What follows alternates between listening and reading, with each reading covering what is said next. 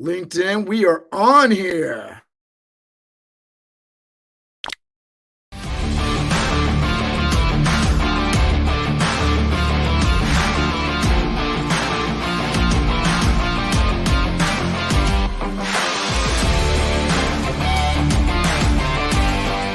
He challenged me. He said, you should meet 2 or 3 people every day. We're talking about how to level up on LinkedIn and engagement, being the go-giver, the idea that being open to opportunity. We're all deal with challenges, but how do you overcome that? Master Connector with Steve Spiro and Cameron Toth is live on air.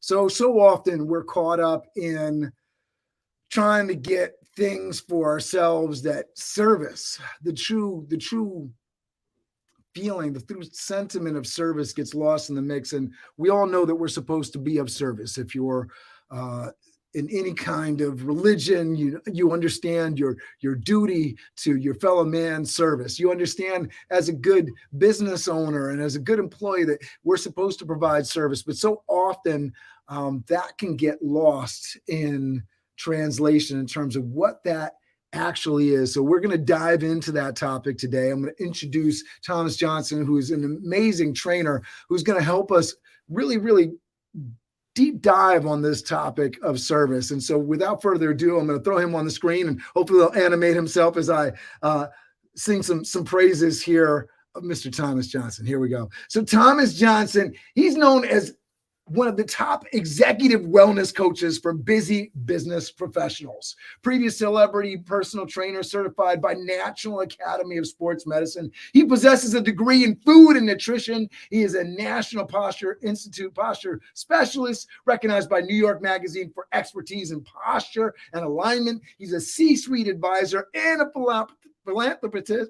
That's 2 days of sickness. Everybody bear with me. My pronunciation here. A C-suite advisor and philanthropist, a Civil War survivor that believes in turning his pain into power. And he specializes helping high performers improve their wellness long-term by focusing on the root cause of their lifestyle habits instead of just a quick fix. Please welcome to the show the super trainer and tailor of good health, Mr. Thomas Johnson Jr. Thank you for being with us, sir.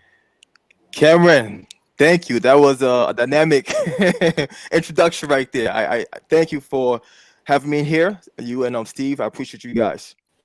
You're a sharp-looking guy, man. The picture doesn't do you justice, man. We're happy to have you on here. We're excited to get into this. Steve, you with us? All right, we're dealing with some technical difficulties with Steve. So I'm going to jump into the first question here. All right, so our first question here, and we want everybody to get into the chat. We don't want you to just be on LinkedIn and watching only. Yolanda, thank you so much for being here. She's saying, welcome, Thomas. If you're watching with us now, you're on with us live right now. What we'd like you to do as we get into this topic, change. We want to talk about how you truly change. And so we want you to type into the comment section here, change. So I'm going to put that onto the screen. So make sure you're participating in this show. We want your questions. We want your comments. We want your engagement. But you're going to type in hashtag change. And I'm going to leave that to you, Mr. Johnson. How do you truly change? Yes, Cameron. So Cameron, change is something that's constant, right? With time comes change. You either change for the better or you change for the worse, but it's up to you, right? It's up to you to decide which direction you would like to go. But change is definitely constant. Yeah, I appreciate that. And talk to me about, when we're talking about change, I know you're working with C-suite folks. When people are coming to you, what is the change that they're usually seeking? And, what's a realistic change and what's not a realistic change? Like, what are we talking about when we talk about change? Got it. So normally when folks come to me, busy C-level executives, folks who are overstressed, overweight, and looking to improve their lifestyle, they usually come with the mindset of wanting to change their aesthetics, right? Their outer appearance. But I like to start off with their mindset, because for things to change, you have to change. That's one of my go-to quotes from Earl Schoaf, who was Jim Rohn's mentor. So the goal is to start off with your mindset, because if you can't change your mindset, then whatever you're doing is going to be temporary, right? So we start off with the mindset. We help to push in the right direction. Then once we're in that space, then we're able to help you understand why you want change in the first place, the real reason. Because if you don't know why you want to change in the first place, you might achieve that goal, but guess what happens? Guess what tends to happen? You tend to go right back to your old habits, right? And once you go right back to your old habits, then that allows you to repeat the same cycle, which will put you right back in the same position. So if you want lasting change, you have to start off by understanding, why do I want to change in the first place? So once you figure that out, right, that thing that you want to change. So give me a good example of something that is a common piece where people want to change. I imagine personal fitness has got to be one of those places. What's a couple other examples? Yeah, personal fitness, low energy. As busy executives, right? I'm an executive, you're executive. We both are in that space, right? Entrepreneurs, business owners. We tend to spend so much energy on our work, right?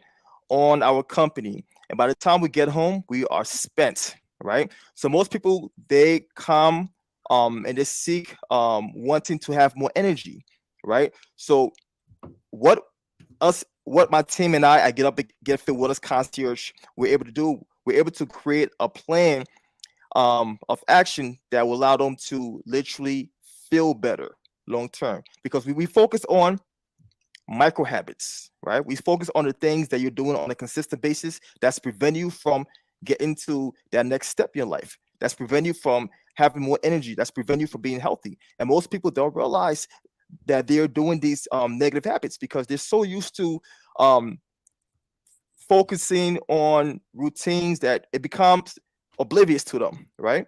If you do something for a repeated time, it becomes automated. Then it becomes part of your lifestyle. So I think that's perfect. Like, that leads us into the next question that Steve has got for us, right? Quick fixes. Everybody's looking for quick fixes. How do you create lifestyle habits instead of just a quick fix, right? Because the quick fix is we put it out there, the miracle diet, and then what happens, a few days, a few months go by, and suddenly we're right back where we started. So if you're with us and you're listening along here, type into the chat box there, quick fix, right? Because we know that quick fixes don't necessarily work. So what are we talking about? How do you create lifestyle habits instead of just quick fixes? Yeah. So first of all, a quick fix is basically, it's literally a band-aid on a gushing wound, right? It's a band-aid, trying to use a band-aid to close a gushing wound. It doesn't work, right? A lot of folks, they tend to want to lose a few pounds or want to, get surgery to change that aesthetics. But all of those solutions are not long term, right? They might make you feel good temporarily, but then like I said, what happens? You go back to your habits, and you, which tends to push you right back to point A. The quick fix, they don't last, even though, like I said, they might be beneficial for your mindset temporarily, but the quick fix solution is not something that's long term. It's not sustainable. So when it comes to trying to create a lifestyle change that's long term, that's sustainable, you have to really focus on changing those habits. But how do you start? Right? Sometimes folks might believe starting things, it might feel daunting, it might feel overwhelming, but the goal is to just start. It should just start and focus on small micro progression, right? Because those small micro progressions, they're going to add up and they're going to create a momentum. And by the time, guess what? You've created a new habit. I love that. And I think I can't help but notice Ultimate Sales Machine in the background you got there. And I know that during the course of listening to that book, and anybody who hasn't checked out that book, The Ultimate Sales Machine by Chet Holmes, incredible book, definitely a life-changing book. And there's so many different life-changing books out there. It's tough to sort of keep track of them all. Traction is my business coach's favorite. I see that in your background as well. So, yeah. So many good pieces of information. But I know in particular with Chet Holmes, he talked about, the idea of just scaled, like, incremental changes, right? Just doing something. And then I think his big thing is And Yolanda's saying start small, but just being dogged, right? I think his word is like doggedly going after and pursuing that one bit of change and making sure. I mean, today's topic is being of service. And so if your goal is to be of service to yourself, which could be on the physical fitness side, if your goal is to be of service to your customers more so you can increase sales, right? Just making sure that you pick something to focus on and staying with it, right? Am I sort of capturing kind of what you were putting down there to a large degree? Yes, indeed. You definitely are, Cameron. So, yeah, the first thing is being able to visualize what you want, right? Mm, You have to know what you want. If you can't see it, then it's going to be hard for you to work towards achieving it, right? So you want to visualize the end goal and then create a plan to help you work towards that goal, right? It's just like you reverse engineering, all right? You basically reverse engineering your future self.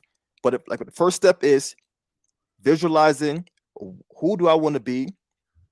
Then the next step is ask yourself, who do I need to become in order to get to that next step? Because these are key questions.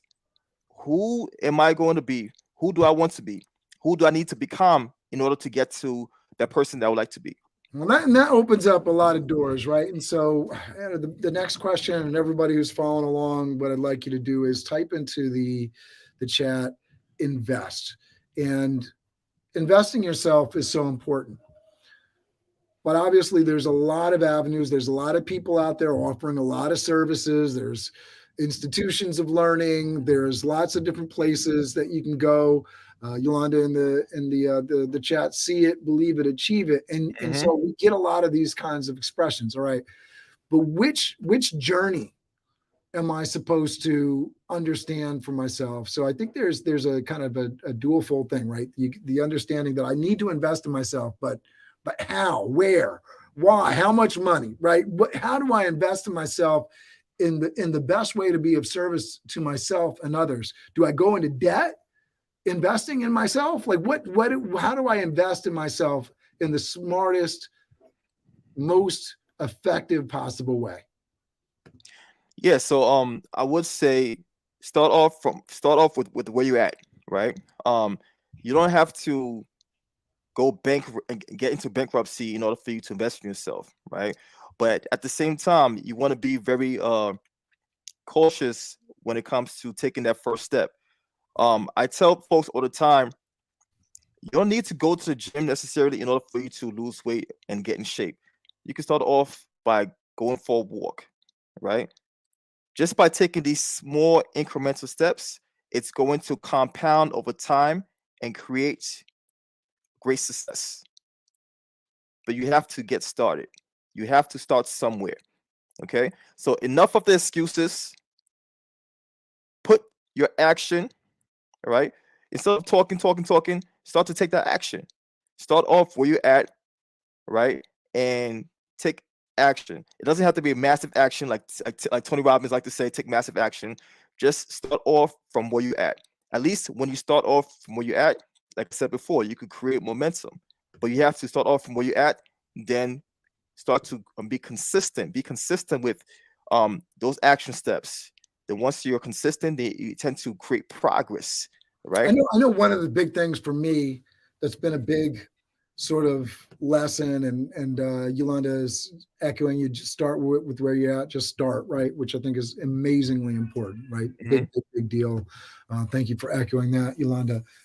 I think the biggest thing for me is whenever I've sort of went down a road thinking, all right, I'm going to buy a solution. And I'm going to spend money, or I'm going to, join this thing because this is just going to solve it.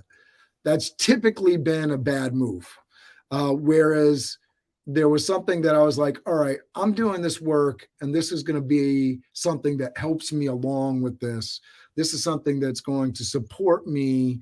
This is something that I can try out and adjust as I'm going. It's not a silver bullet. And I think that has been sort of something that now, having been through some different educational programs, been working with different people, accountants, whatever. Whenever somebody said they were like, this is the be all solution, that has not worked out.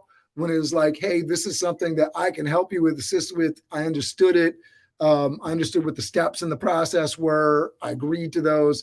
That's typically when things have been a lot more helpful to me. That's when things have been about progress. That's when things have been, and Yolanda's saying consistency, right? That there's the idea of consistency there, because the moment I buy something that I think is going to be a solution, it's got it covered. Typically, that's money thrown away. Yeah, Cameron, that's a great share right there. But like you mentioned, whenever you were fully invested, right? Yep. Whenever you knew you had to do some of the work, Yeah. that's when you actually start to take those action steps, and that's when you really started to see progress because you were invested. Oftentimes, when people invest in these coaching programs, these online coaching programs, they don't even get started because they feel and believe that when I get started, I'm going to, this program is going to solve all my problems. But in reality, it starts from here. Your mindset. It all starts from your mindset. Are you willing to do the work? All right. Are you willing to do the work? That's the question. Well, and this is something I think it goes. I don't want to say it's a universal truth, but I know in my work with high school students, that's an area I'm very passionate about, mentorship, helping people find open up all those doors of opportunity. We're talking about all the doors of opportunity. On my own, high school journey, I spent a lot of time shutting down more doors than finding the open doors, right? So, typically, for me, being able to help people find those open doors and have those tough choices about which way I go, that's a good place to be versus, I got these limited slots that I can fall into, right? But the idea that when you're helping someone, that they have to have skin in the game. Yes. Right. That is almost kind of a, universal truths. Those are tough things, right?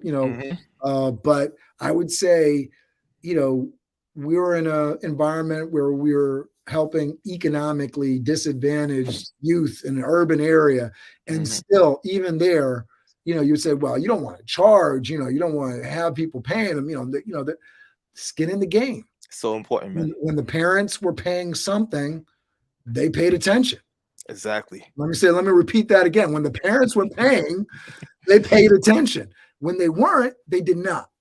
And so that was something that was a big lesson for us as a nonprofit, trying to do good, trying to do the right thing by students. And we would get criticism. We would get criticism from teachers. We'd get criticism from parents. We'd get criticism from students. But the bottom line was the results came when people had skin in the game. No, definitely. Cameron, data don't lie. That's right. Data, right? KPI stats, all right? They don't lie. That's right. Yolanda's echoing. You got to have skin in the game. Yeah, absolutely. Yeah, I think it's such a big deal. And I our topic today is service. So maybe we can bring this in. Skin in the game, service. What would you say, when you're trying to help people and you're trying to be of service, what does that mean, skin in the game? So with skin in the game, pretty much whosoever I'm helping, you have to understand that even though I'm giving you a hand, but you have to be willing to pull yourself up. I'm extending my hand, but you have to flex and be able to pull yourself up, right? I'm not doing all the work for you, because if I was doing all the work for you, then I'll basically be enabling you, all right? I'll be cutting your legs from underneath you. And oftentimes when we are, trying to help others, we don't tend to think about these things.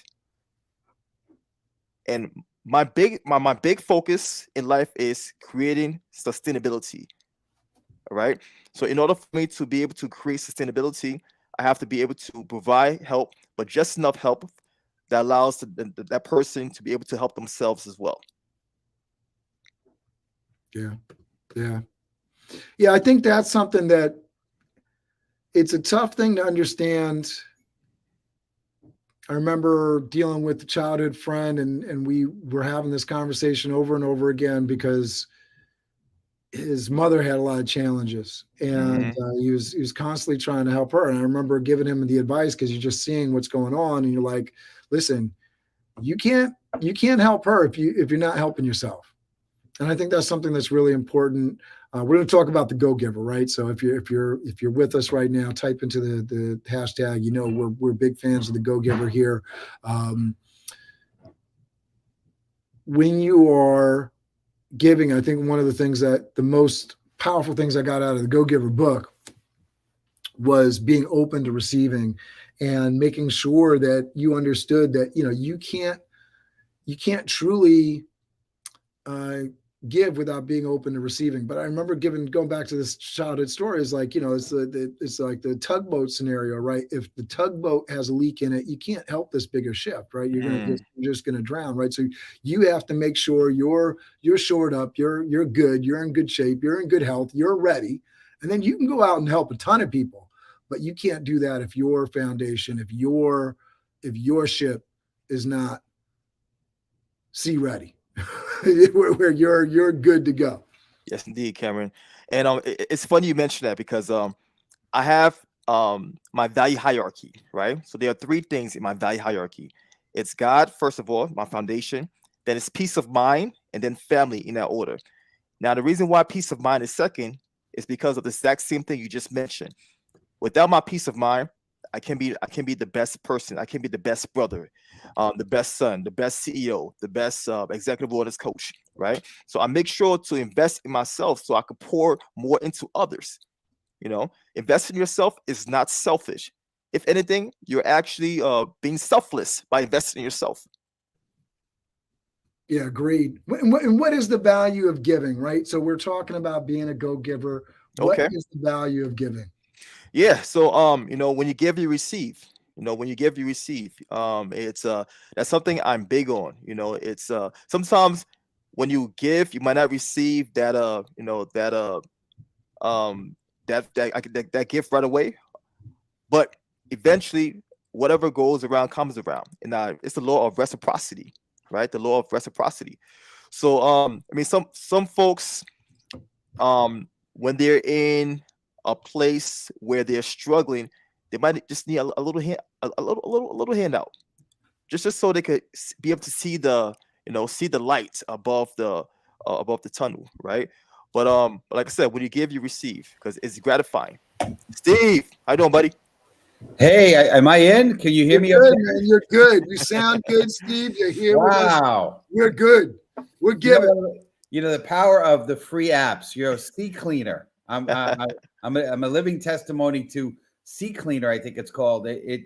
I must have had all sorts of like defragging that had to happen on my computer. But anyway, I'm here. I'm back, and I'm blessed to be on with you, Thomas. It's great, and I'm hearing you talk about Go Giver, which is awesome because obviously that's a big part of what the show's about. It's a big part of what Cameron and I are about. We're one of the four pillars of our show is being a go-giver, being others focused. So we love that. And I did catch, I've been in and out trying to figure this technology stuff out, but I did happen to mention, I heard what you talked about, having God being first in your life. And Mhm. I can relate to that. My man, it's super important for me and my family as well. But just important to do, listen, it's the golden rule, right? Do unto others as they would have you, as you would have them do unto you.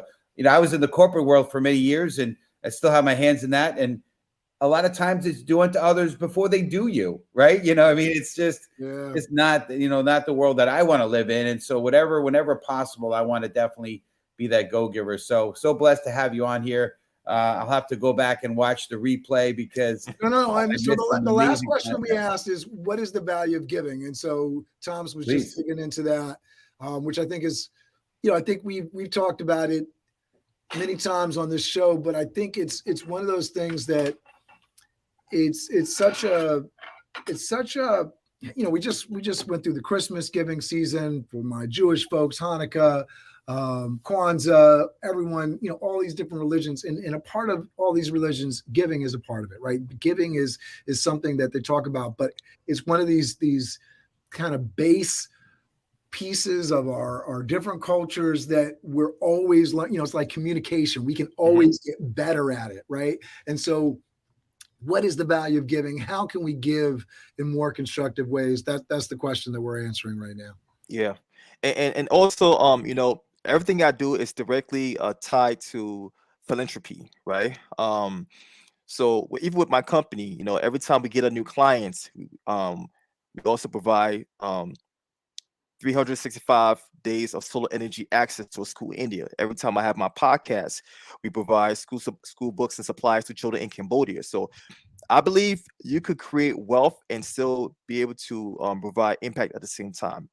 Creating wealth and creating impact doesn't have to be mutually exclusive.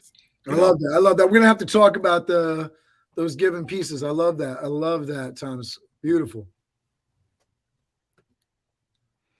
Yeah, definitely. And like I said, like the more you give, the more you receive. It's just that simple, man. It's just that simple. But yet and still, you still have to have the mindset of not crippling people, right? You want to give them enough where they're able to help themselves, but you want to make them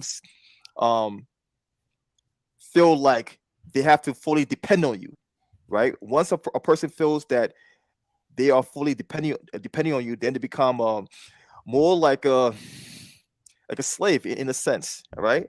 And that's always a no.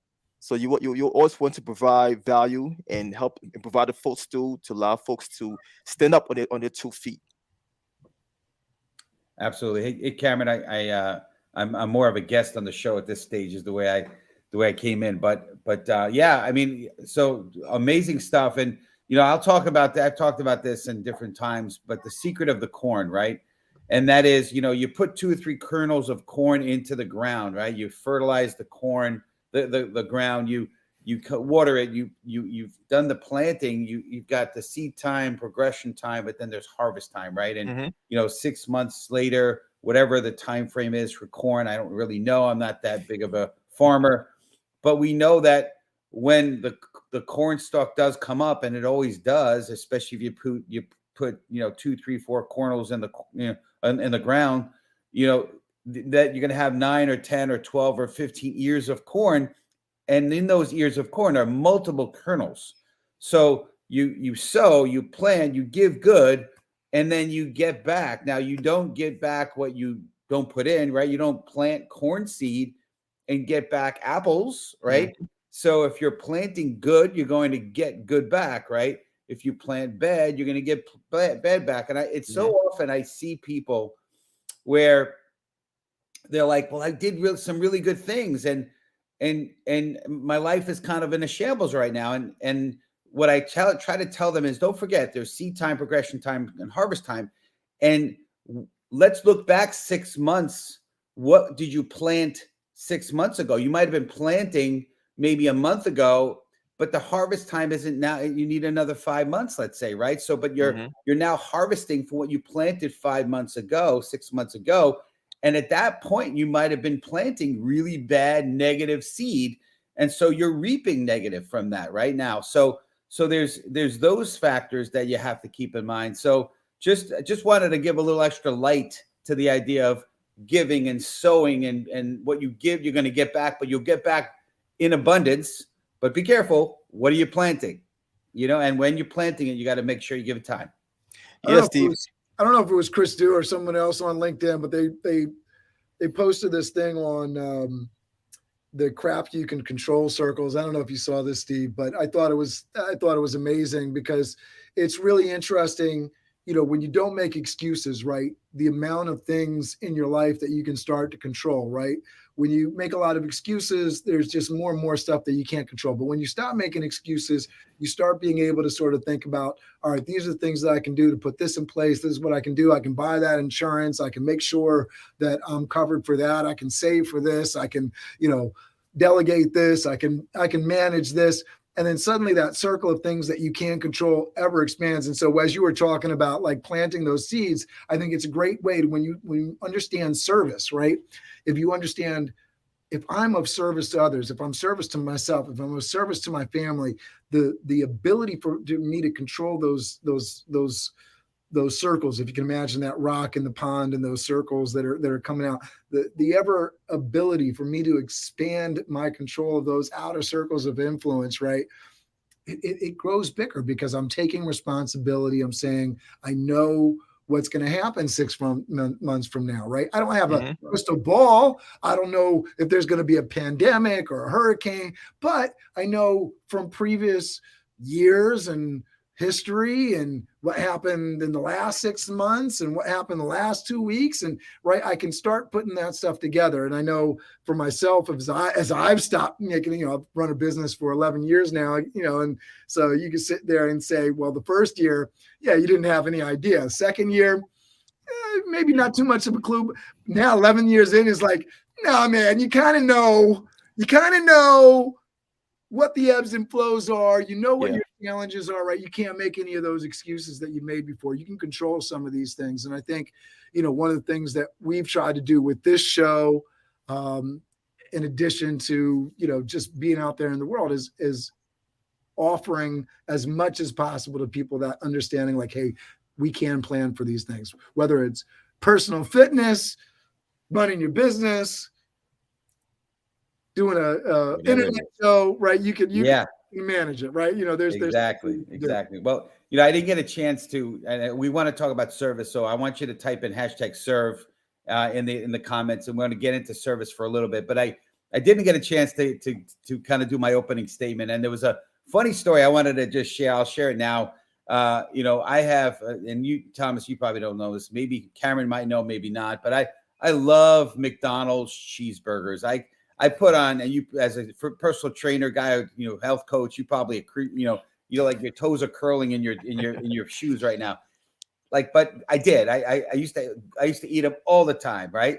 And I put on a lot of weight because of it. Now I don't eat them now anymore, right? You know why? You know why me and Steve have a lot in common, because we both love those cheeseburgers. Oh my God, they're amazing. But anyway, I remember my wife and I were traveling. We were down in Baltimore, Maryland. And it was a little late, and I had that craving. Maybe it feels like McDonald's pumps the smell out. They make you get that craving. So I had this craving, and it was 1:30 in the morning. We went to McDonald's. I ordered my 5 cheeseburgers, large fries, Diet Coke. Got to get the Diet Coke, because it offsets it, obviously, right? Sure, right? Maybe not really.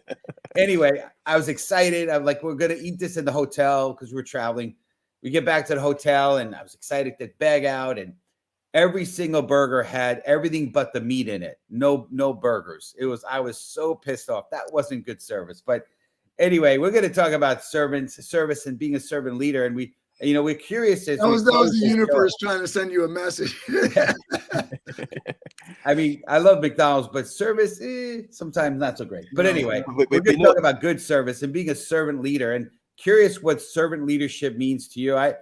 That's why we're doing this show. Like Karen said, it's because we want to serve others. Tell us what that phrase servant leader means to you. Yes, indeed. But before I get to that point, Steve, we get a chance, I want you to check out the documentary Super Size Me. I know. Just make sure to rewatch it one more time. And watch the show, the founder too, by the way, to get the business side of it too. But yes, I know. Have you watched that, Thomas, the founder?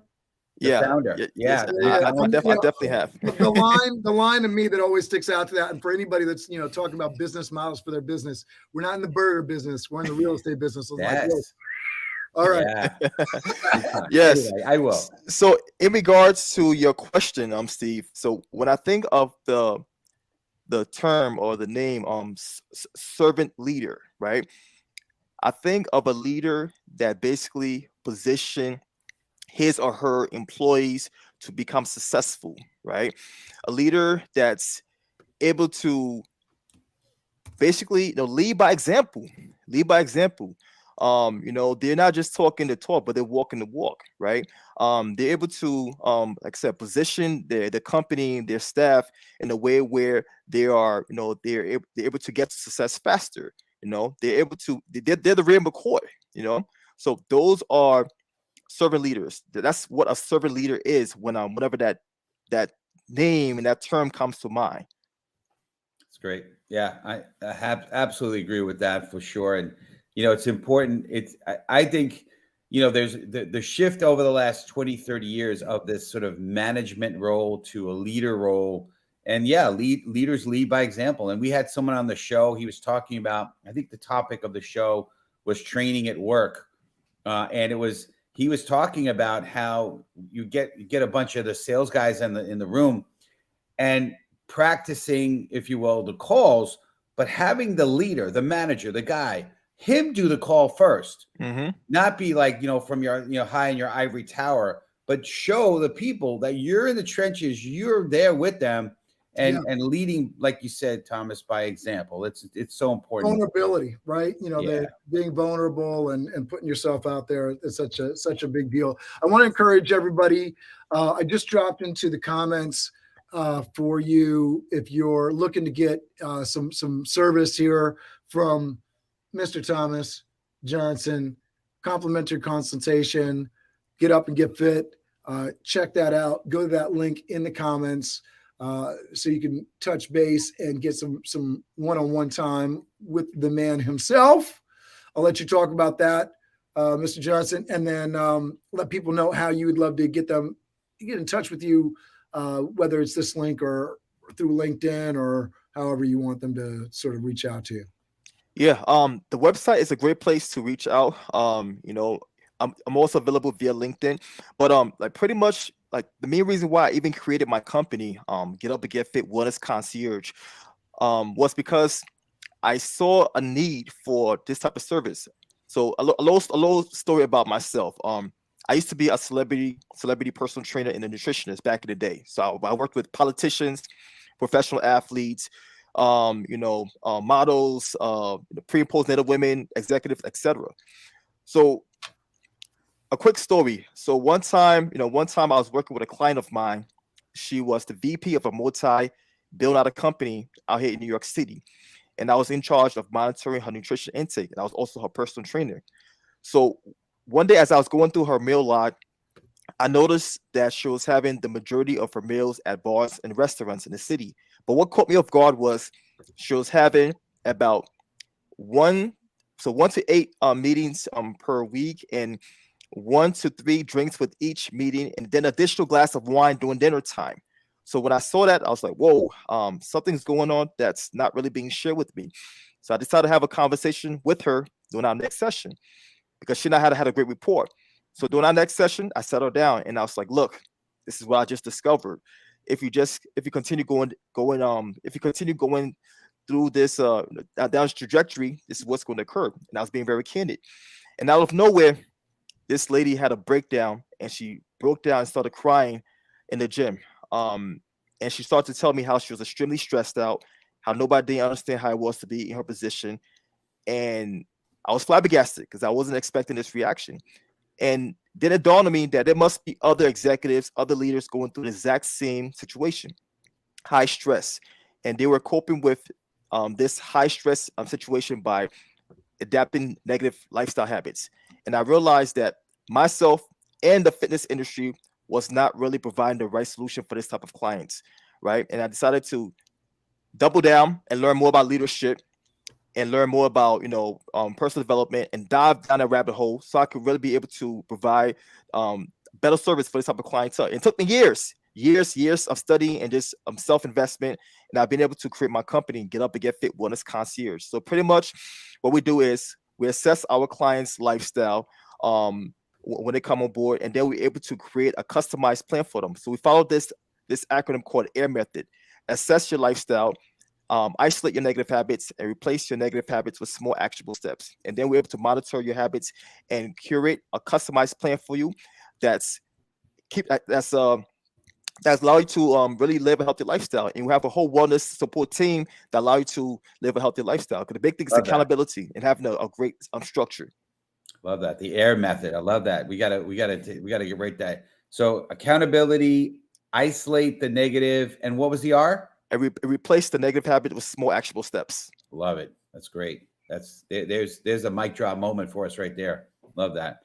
Well, we are coming to the end here. Appreciate everybody, bearing with my technical challenges, but I think moving forward, I figured out what it is. I got that fixed up. Nice. And Thomas, we appreciate having you on here, sir. We're going to end the show with what we count down and we yell out, "Crush it."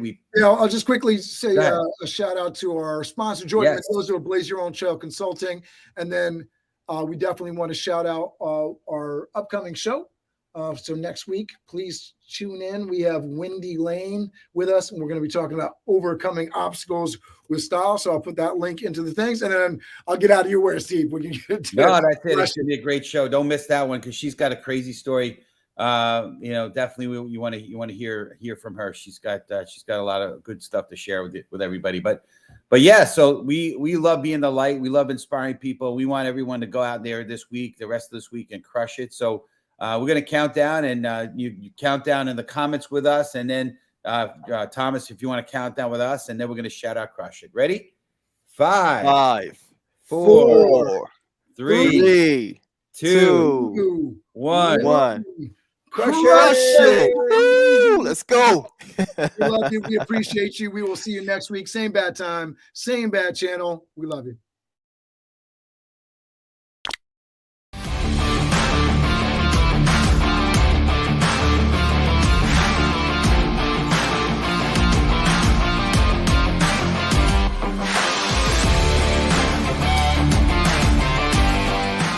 He challenged me. He said, you should meet 2 or 3 people every day. We're talking about how to level up on LinkedIn and engagement, being the go-giver, the idea that being open to opportunity. We all deal with challenges, but how do you overcome that? Master Connector with Steve Spiro and Cameron Toth is live on air.